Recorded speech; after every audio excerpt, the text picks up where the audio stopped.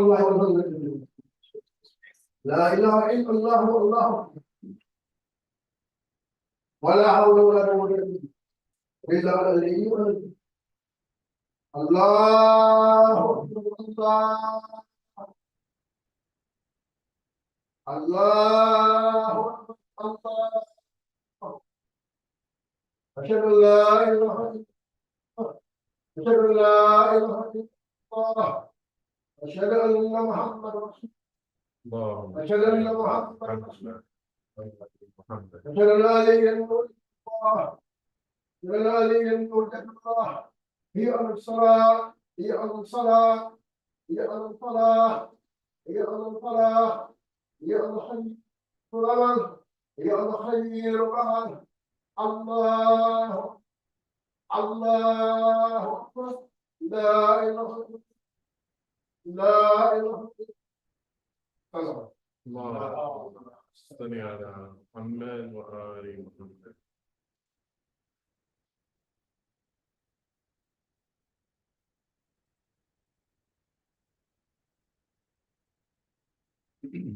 بسم الله الرحمن الرحيم.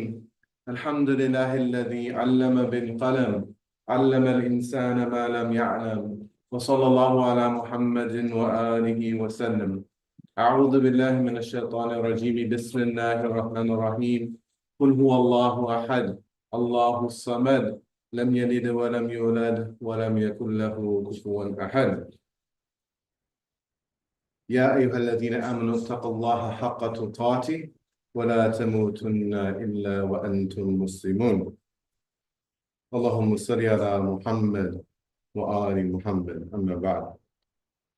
So we have entered the month of Rabi al-Awwal. I didn't see any notice on CNN or MSNBC or Fox News about it, but the moon's there. So whether or not American media and government and corporations take notice of it, it's still Rabi al-Awwal. And we know that it's a month of joy, for it's the month of the birth of our messenger, sallallahu alaihi wasallam. May blessings and peace be upon him and his family. In the understanding of the Sunni community, preference for the date of the 12th of Rabi al-Awwal. In the understanding of the Shia community, preference for the date of the 17th of Rabi al-Awwal. But either way, we consider it a unity week. And it's a time to remember our attachment to our blessed messenger, sallallahu alaihi wasallam. May peace and blessings be upon him and his family. And so is the day of Jummah. For the day of Jummah is that which is distinctive of the Muslim community. At sundown, the Jewish community will begin their Sabbath. Usually Christians will observe the morning of Sunday, although some will go to Mass on Saturday. So, we recognize our specific role within what is often termed as the Abrahamic faiths. And our observance of Rabi al-Awwal and our observance of the day of Jummah are a reminder of our distinctiveness, right? As Brother Payman and I were just talking about, in American culture, Christmas on the 25th of December is a very vibrant cultural celebration that winds its way in so many ways into our lives, the music and the imagery and everything, whether you believe in Jesus or not, as a prophet or as a son of God or whatever, like the experience of it is part of the culture, right? But we have to come to rooms like this, to buildings like this, and to be around each other to remind ourselves of our beliefs and our way of life. And we're grateful to Allah for that.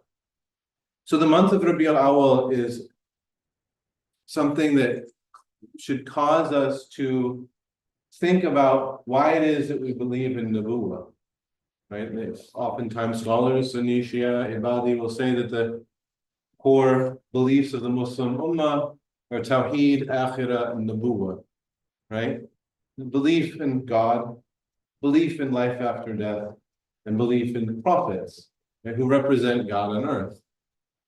And when we look at, our own community, right? For example, we understand that we gather for Salatul Jummah because the Prophet Muhammad sallallahu alaihi wasallam gathered for Salatul Jummah in the city-state of Medina in the 7th century.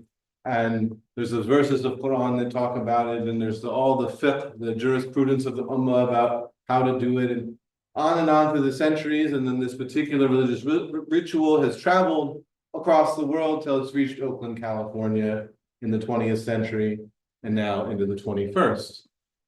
And so just as the story, I was researching the history of Sindh, the southernmost province of Pakistan, which is where the city of Karachi is now. Many people don't know, Sindh became part of the Ummah at the same time as Al-Andalus, that long ago, in the early 700s. So it was Dar al-Islam, to put it in those terms, all the way back in the 700s. And it was a province of the Umayyad Caliphate. They had governors, and they had a central masjid for Jama'ah and things like that. Now, most of it, the city that they say was the capital city was called Al-Mansura.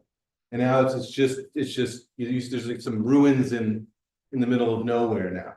Right? But at one time there were thousands of people, and there were warriors, and there were scholars, and there were everyday people and traders and everything living out the same sort of Muslim lifestyle that we are living out in Oakland in the 21st century. But we often don't think about, how this sort of flow of history happens, where the messenger comes into history, sallallahu alaihi wasallam, and then he creates a certain change in history, and the next thing you know, here we are in Oakland praying Salatul Jummah on this particular day.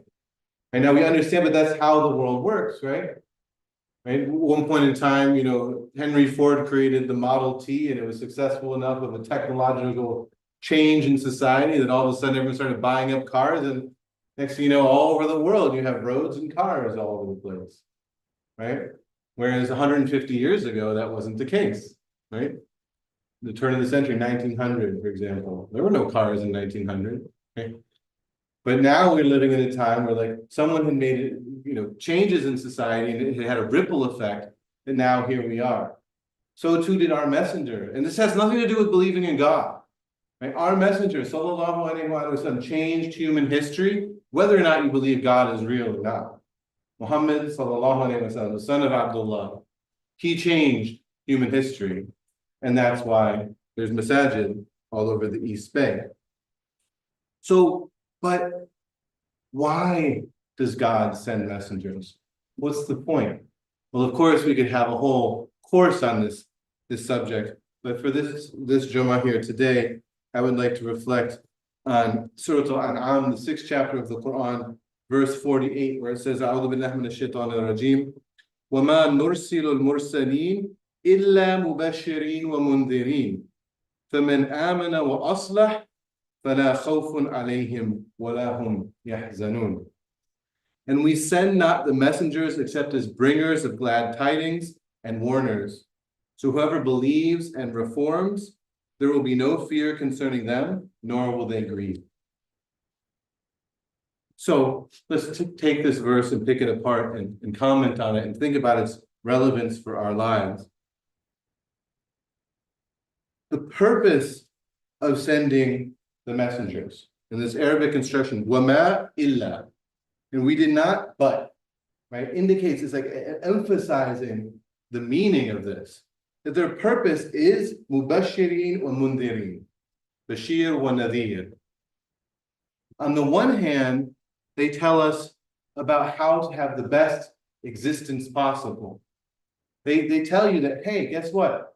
Not only is this world beautiful, not only is this world filled with pleasures, not only is this world an amazing place to travel around and learn from, but guess what? You will also live again after you die, and there will be that which no eye has ever seen, no ears ever heard, and it hasn't even been imagined by the heart of any human being. So if you like this earth, wait till you see what comes next. And for me, that is at the core of my faith. I wasn't deprived of much growing up, mashallah. Right? So why would I accept Islam? Well, one of the major reasons is because it says, no matter how good your life is in this world, No matter how privileged you are, no matter how many opportunities and wonderful things you can experience, there is so much more yet to experience. There's so much more yet to enjoy. There's so much more yet to know. And so it's just light upon light. It's just hope upon hope. It's just love upon love. It's just sky's the limit.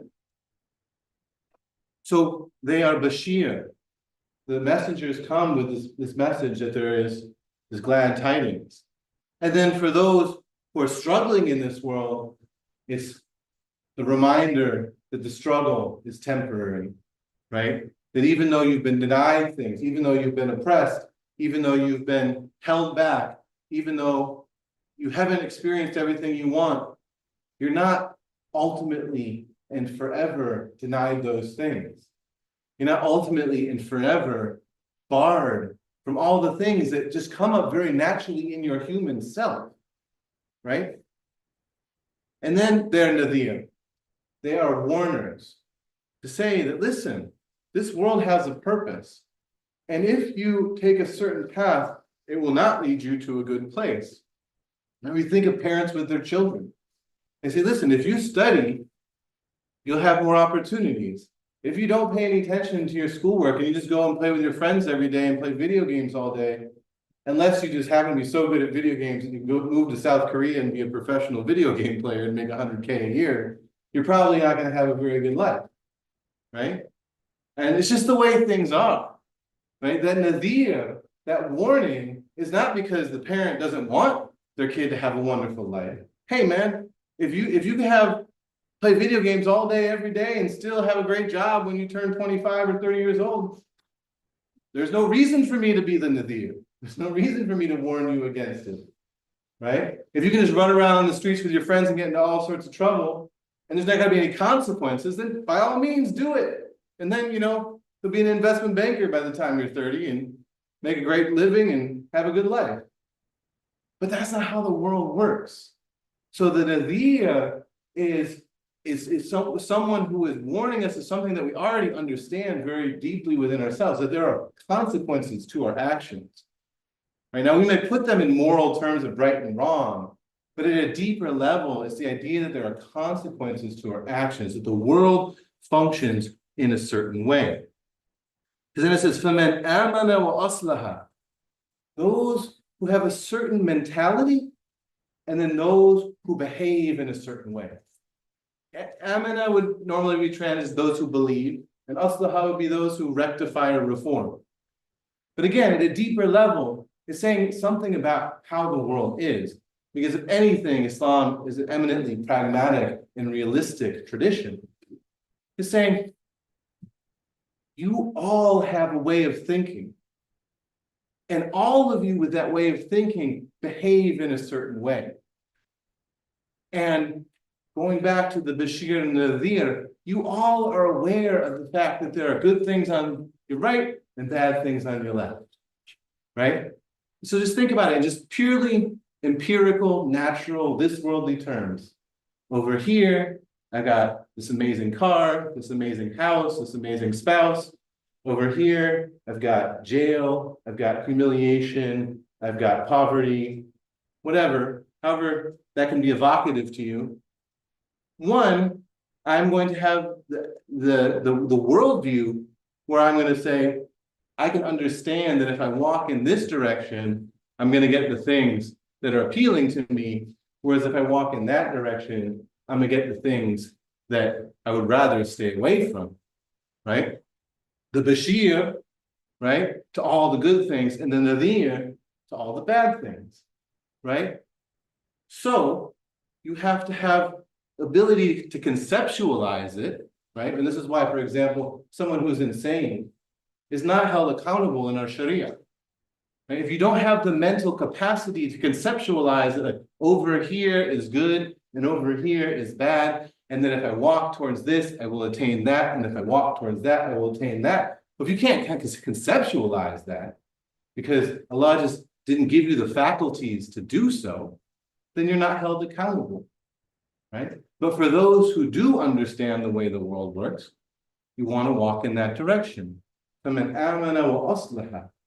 So they understand it, and then they take the actions that achieve that end, right? So when we think of aslaha, we often think of like reform or rectification, and we think about it in the context of prophetic Medina, right? So we all know, for example, the idea in the Quran that there's 3 verses that prohibit alcohol consumption, and there was a gradual prohibition, and then eventually, when the 3rd verse was revealed, the people of the city-state of Medina, realize, okay, now it's absolutely prohibited, so we just got to smash our 40 ounces and smash our wine bottles and smash our, Heinekens and India Pale Ales or whatever people drink, right? And we've got to rectify, we've got to reform, right? Now, this country itself tried to do that. Unlike most European countries, right? You have to understand the specificity of American culture in this regard, right? In the early 1900s, we had a movement of tahrim, of making it prohibited to drink alcohol. And they had to change the Constitution in order to do it. And then they had to set up a whole law enforcement system, all the stories about Al Capone and all that, right, in order to enforce it. But guess what? It doesn't work when you enforce it from the top. It doesn't work if everybody in their heart wants to drink. But in the city-state of Medina, when the hearts were changed, when they had done the islah of their qulub, their hearts, they had, when the command came to give it up, they could do it. And we see that all the time in American Islam. We see that all the time. And it could be alcohol, it could be murder, it could be theft, it could be adultery, it could be fornication, it could be pornography, it could be drug use or drug dealing, right? And then in the other perspective, it could be like dealing in riba, at the highest levels, of Wall Street. It could be, cheating. I was talking to somebody about what's happening in Gaza. I was reminded of the story of, I think his name was Josh Paul, this guy who worked at the State Department, and his job was to actually oversee weapons transfers, to foreign governments. And he got on CNN and he said, I'm not going to do this anymore because this is unjust and unfair. Now, I said to the person, as a Muslim, I never would have gotten that position in my first place, right? I would have known that whatever path he took to become the person who transfers weapons at the State Department was probably not a good path to walk. But the point is that at the moment that he had that moment of conscience, he did Islah. Man amana wa aslaha. He realized that there was something wrong going on and he had to rectify the situation. And he was willing to take a hit. He was willing to be smeared by the right wing. He's willing to lose his job and so on and so forth. For those of a younger generation, those of you who might not understand this example in the same way, but for my generation, like when Dave Chappelle gave up his Comedy Central contract, that was a deeply moving moment. To see someone who was at the top of the world say, I'm just going to walk away from the money. And when he gave the first interview about why he did it, he said, well, why did you walk away from the money? He was smoking a cigarette. He said, well, first of all, I'm a Muslim. I knew he was Muslim, but most people didn't. And he said, and he kind of talks about going to South Africa and da, da, da, da. And it was this moment where you can see, well, somebody, for whatever reason, had this moment of conscience where they actually changed the way that they lived out of their belief, right? That there are consequences to the life that I live, right? So this verse is saying that just as we understand the example of a parent with their child saying, if you work hard and you do your homework and you strive and you're trustworthy and you have these certain attributes, the chances of you having a good life are far better than if you just run around the streets all day and just do whatever you feel, right? And the parent does that out of love, out of recognition that that's the way the world works, right? That you're not going to get a whole bunch of things if you don't sacrifice to get them, right? It's part of the way Allah has created the world. خَلَقَ الْمَوْتَ وَالْحَيَاةَ لِيَبْلُوَكُمْ أَيُّكُمْ أَحْسَنُ عَمَلًا. He has created death and life in order to try you to see which of you are best in deeds, right? That it's the things that we understand on a secular level, about how to achieve a certain objective. And it could be as lofty as, the loftiest objectives of whatever people strive for in their lives, or it could be a very simple example. Just opening up like a halal restaurant. You want your halal restaurant to succeed, it's got to be clean. They got to have good food. You got to have good customer service. You got to have good advertising, right? You have to have reliable workers. You have to have a trustworthy manager, right? You have to wake up early in the morning and go to bed late at night in order to make sure that everything's running well, right? Now, is that a guarantee you'll succeed? No. But if your restaurant is nasty, your restaurant is not open on time, and the advertising is off, you say you've got something that you never have, people are just not going to come. So you've got the halal certification, so what? Right? We got a gazillion options. You don't just get things because you want something. You got to provide. You got to show up, right? So this verse is telling us that the messengers, the mursalin in this particular verse, are helping us to understand how we can live the best life possible. And that's made clear by the way the verse ends. So for those of you who weren't here, I'll read the whole verse again. This is Surah Al-An'am, chapter 6, verse 48. And we send not the messengers except as bringers of good tidings and warners. So whoever believes and reforms, there will be no fear concerning them, nor will they grieve. فَلَا خَوْفٌ عَلَيْهِمْ وَلَا هُمْ يَحْزَنُونَ. So many people know the verse that says the friends of God, the awliya, they have no fear and no grief. But this is showing you how to get that. Right? This is just say, we get born a wali, okay, that'd be great for you, but not me. I wasn't even born a Muslim. So I got to do something. I got to amana wa aslaha. I got to believe and I got to make some effort. I got to rectify my life. I got to get rid of this alcohol. I got to get it, I got to get married. Stop, messing around. You got all sorts of different things you got to do as a Muslim. Wake up at 5:30 in the morning and pray. Learn how to say Qul huwallahu ahad. All these things, right? Why? Amana wa aslaha. But the deeper level, la khawfun alayhim wa la hum yahzanun. Which one of us doesn't want a life without fear? Which one of us doesn't want a life without sadness? Right? This construction, la khawfun alayhim wa la hum yahzanun, is telling us again about how the world is. We all want happiness. We all want well-being. We all don't want to be deathly afraid. We all don't want to be sad and depressed. So the messengers, the mursalin, are coming to teach us how to be that way, how to achieve those objectives, right? And why is that? Because although the material world teaches us something about how Allah has created, reality, and so that we understand that, if you put in effort, you can achieve certain things. If you don't put in effort, you'll never achieve it. Right? I always say the most important thing I've always said to my students, to converts, to people who are born Muslim thinking about leaving the religion, the most important thing is staying in the game. Staying in the game. Steph Curry just takes his shoes off and walks off, he'll never win another game. But as long as he keeps shooting, he might have that three three-pointers that he had at the end of the Olympic game. I just happened to catch her up in Sausalito cafe, and it was on. And me myself, like, oh, it's like, oh man. And so you might not end up with Steph Curry. But I guarantee you, everyone who quit basketball in high school is not Steph Curry. You're never going to be Steph Curry. The only way you can ever see how far you will get is to stay in the game, right?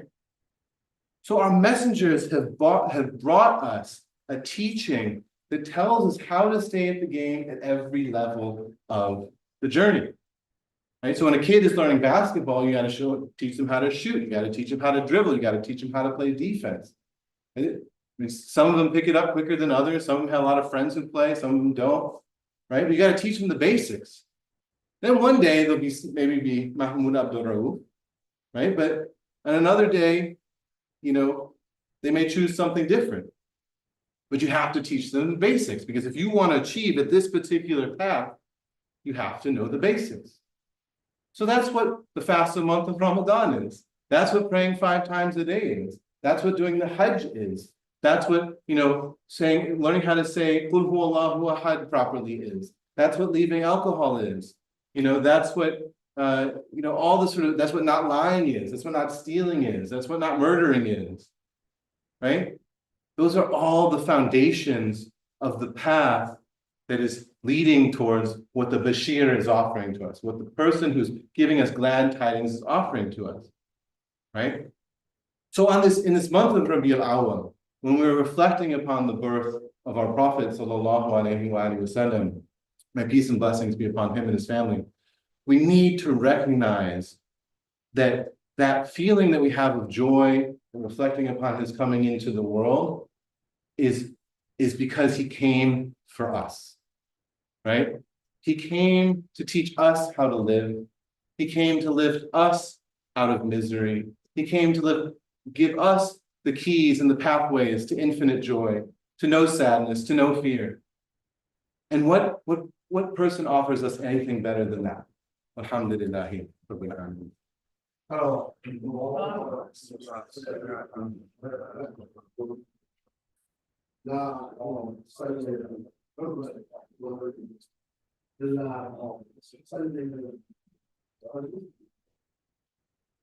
بسم الله الرحمن الرحيم الحمد لله الذي علم بالقلم علم الإنسان ما لم يعلم وصلى الله على محمد وآله وسلم أعوذ بالله من الشيطان الرجيم بسم الله الرحمن الرحيم والعصر إن الإنسان لفي خسر إلا الذين آمنوا وعملوا الصالحات وتواصوا بالحق وتواصوا بالصبر يا أيها الذين آمنوا اتقوا الله حق تقاته ولا تموتن إلا وأنتم مسلمون اللهم صل على محمد وآل محمد أما بعد. So just to reiterate this verse, أعوذ بالله من الشيطان الرجيم وما نرسل المرسلين إلا مبشرين ومنذرين فمن آمن وأصلح فلا خوف عليهم ولا هم يحزنون. And we send not the messengers except as bringers of good tidings and warnings and warnings. So whoever believes and reforms, there will be no fear concerning them, nor will they grieve. The outward foundations of our faith are clear. The outward path to respond to the call of Muhammad sallallahu alaihi wasallam is clear. But there's another element, and that's the inward state. And when we look at the verse that I quoted earlier in the first khutbah, لِيَبْلُوَكُمْ أَيُّكُمْ أَحْسَنُ عَمَلًا, it's in the beginning of Surah Al-Mulk, that he created this world in order to try you to see which of you is best in deeds. It does not say the most in deeds. Sometimes we fall into the trap of thinking that it's just about doing more and more and more and more and more. Right? And on one level, there is a way of thinking about the spiritual journey that is like that. I think for most of us, we're just trying to do the basics and maybe a little extra, What this verse is saying, Ayyukum ahsanu amala, which of you is best in deeds, has to do with the inward state of our hearts when we do those deeds, right? And that's because Allah doesn't need us to do anything. We reiterate that. Allah doesn't need us to do anything. All of this is for our benefit, right? Again, it's like the parent talking to the child, like, especially if they don't have like a need to be fulfilled by the child, like you have to become a doctor because then you'll make enough money to take care of me when I'm older. And so they're kind of doing it selfishly. Let's say the parent has a detachment from their child. Like, I just want what's best for you. They really want that. They say, I'm just telling you these things because you have to understand how the world is, right? I want what's best for you, right? So when we approach the example of the Prophet Muhammad sallallahu alaihi wasallam, we should never see it that he is some sort of like a tyrant over us who's commanding us, you gotta do this, you gotta do that. Oh, so burdensome, right? But in actuality, he's just pointing out to us the way to the ultimate human happiness. La khawfun alayhim wa la hum yahzanun. He's doing it for our benefit on behalf of God, right? So him himself as a person, the Quran as a book, and then our vast tradition that is carried forward, as we're talking about at the beginning of the khutbah, from the 7th century until today, meeting us here at this time in this place, all of that comes together, right, for our benefit, right? Not because Allah needs us to be a certain way. And so that inner intention that we have when we do those deeds, it has to come from a very deep place. Now, there's different ways of thinking about that intention. We can't go through all of them here. But for the purposes of this particular khutbah, I want to highlight the idea of desire and aversion, right? If the messenger comes into the world and says, look at all these wonderful things over here, and look at all these scary things over here, I suggest you go in this direction, and here's like the quickest way to get there, right? It is our desire, that is in our hearts that leads us there, right? And this goes back to amana wa aslaha, right? The one who can conceptualize things and then take the sort of means to achieve them, right? If we see those things and we say, I don't really want those things, or they're so abstract, I can't even really feel a yearning for them. What I really want is this cheeseburger, whatever it is, then it's not gonna work, right?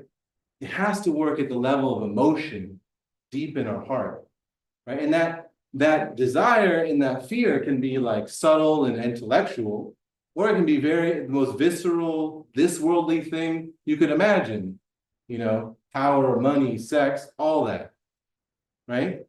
So if you're someone who's obsessed with money, power, and sex, right? Over here, there's got to be some sort of vision of money, power, and sex that is drawing you in that direction. And you're recognizing that Allah is going to give you some of that, right? For your efforts. Otherwise, you're not going to really want it. Because you're going to be lying to yourself about what you really want. And over here, if Allah is saying, I'll give you an example. When I was a kid, growing up in a Christian environment, it was like listening to heavy metal music. In heavy metal music, there was a lot of like making fun of the concept of hell. This band called Slayer, for example, is a famous example of that. They don't really take hell seriously. They use a lot of hell imagery, but they don't really take it seriously. Now, do those people, and some of them even go in really sick directions, do those people want their loved ones to get shot in the face? No, of course not. They don't really want that. They just taking this imagery of like evil and hellfire and all these things, most of them probably grew up in like nice suburbs and they're kind of just fantasizing about it, right? But then they just use it for their own desires. They probably want sex, money, and power and be like a successful heavy metal band, right? That's probably their dream when they were kids. So they don't take it seriously. But what the Quran is telling us, what Muhammad sallallahu alaihi wasallam is telling us, is that those things are the most serious things of all, right? That just as you have a fear of things in this world, of the hammer coming down on you, and different for different people, it could be jail, it could be, some sort of social humiliation, it could be, a sort of tyrant that's like ruling over you and making your life a living hell, something like that. But we understand worldly fears, right? Just as we understand worldly pleasures. So you have to connect those things to your faith, right? And it has to become real so that you actually feel it in your heart, right? If it's just at the level of the outward practice, if it's just at the level of like, well, I'm a Muslim and I pray and I fast because that's what Muslims do, but my actions are not motivated by a sense of desire and of fear that comes from within me, that makes the bashir, the good tidings actually real and palpable, and the nadir, the warnings real and palpable, then I'm going to have a disconnect, and I'm going at some point in time in my spiritual journey, this year, next year, this month of Ramadan, when I'm on Hajj, whatever it is, I'm going to have to confront that if I really want to move forward, right? Because what I've been trying to say, and what I think this verse is trying to teach us, is that you cannot but be real with Allah. Allah already knows everything that's going on inside you, and He already knows all the things of this world, because He set this world up in a way to test us. He set this world up in a way to put us into situations where we'll have to show who we are. And that's why nifaq, hypocrisy, is one of the greatest sins in the Quran, right? You can't have nifaq if you're not a Muslim. If you're just like, well, I'm not sure I believe in all that stuff, I'm just gonna like go to the club anyways, because that's just what me and my friends do. Well, then there's no like nifaq in that. What you see is what you get, you know? I mean, I'm kind of shocked that, you know, as I become more Muslim or something, maybe that's not the right way to say it. As I get older, like how so many musicians of all sorts are just so like what you see is what you get. It just every year it just gets more and more. It's like I just think that, you know, 5 years, 10 years, they're just all gonna just be naked, like all the time. Just be like, you know, like or whatever. Like it's because you keep pushing the boundaries, like some point there's gonna be no boundary to push. So, but you know, at the same time, it's like, well, I mean, what you see is what you get. There's no nifaq in that, right? But if you're claiming something, right? If you're claiming something, you're claiming I'm a Muslim, you're claiming Islam, that's when nifaq is possible. That's when your actions cannot be true to what you claim to believe. Because you're saying, no, yeah, I believe in the hereafter, yeah. You know, Tawheed Akhir and Nubuwwah, I believe in the Prophet. Yeah, let's go to the Mawlid. But then when push comes to shove, when you actually have a difficult decision to make, you don't know what to do. And you probably go with your nafs. You probably go with your desire. In this respect, I love the story of Imam Ali at the Battle of the Trench, when he's having this battle with this great warrior, and he finally has gotten him on the ground and is about to defeat him, and he walks away. And then after pausing for a moment, he walks back and then finishes them off. So the Sahabis ask Imam Ali alayhi salam, they say, what happened? Why'd you walk away from him? He said, because he spit in my face. And I never kill somebody except for the sake of Allah. And I knew at that moment, if I killed him, it would have been for my own ego, my own nafs. So I walked away, got my center, and I came back and I killed him for the sake of Allah. Right? That to me is the person I'm trying to be. The person who is so in tune with themselves that they know when their ego emerges and when they're looking at it from their own self, right? And they're, you know, oh, yeah, sure, I'll help you out for the sake of Allah, but I'm really looking to get something out of it, right? Oh, yeah, sure, I'm here for you, brother or sister. I'll definitely be your helper for the sake of Allah. But no, I'm really looking for what I can get out of the situation. And when things go south, I will abandon you, right?